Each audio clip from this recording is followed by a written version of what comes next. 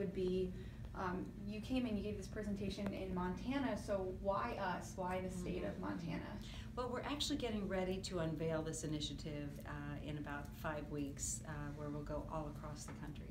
But what we're finding is we have more art therapy pockets on the East Coast and the West Coast, and not so much in the rest of the country. And so Billings Clinic is a place where they focus on the art of healing and a healing atmosphere, and it's a place where they've taken a lot of trouble to make this be a peaceful and welcoming and comforting, hopeful place for people to come. And so we thought it might be a great idea to let them know of the opportunity of art therapy. Awesome. So do you think that you'll follow up and kind of keep in touch with Billings Clinic to see how this program goes here?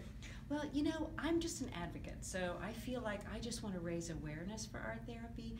But each place we visit and each group of physicians, art therapists, veterans, wherever we go to talk about art therapy, everybody has to kind of do their own thing. So sometimes it starts small with a part-time art therapist, 1 hour a week.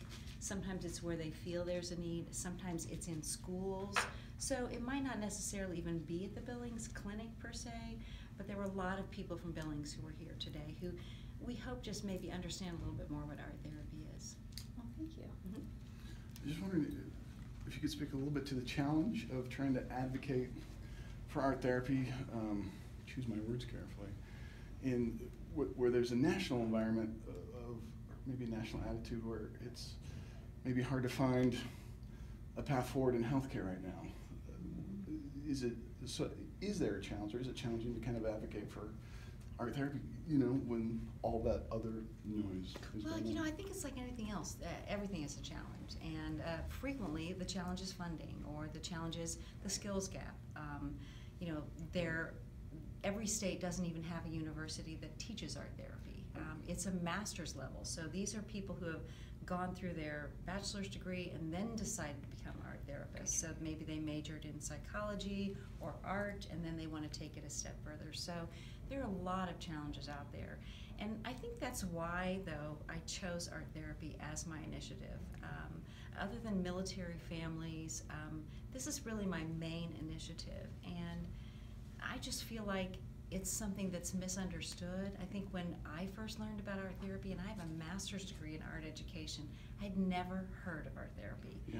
So I'm not surprised when I go around the country and people don't really understand what it is.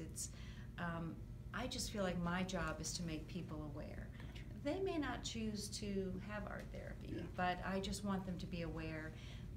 You know, they might decide, well, you know, I have a friend who went through a traumatic experience. Let me see if they want to go visit this art therapist. Yeah. So it's always a challenge. I agree. Gotcha.